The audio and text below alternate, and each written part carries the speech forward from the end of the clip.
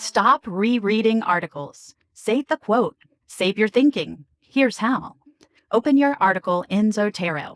Don't highlight everything. Highlight what you'll need later. If this definition looks useful, save it. Zotero immediately stores the highlight. Now add a note.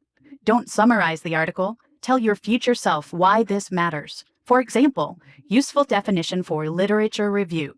That's it. Here's an important finding. You can highlight it and then add good evidence for my paper. Now the quote and your reason for saving it stay together.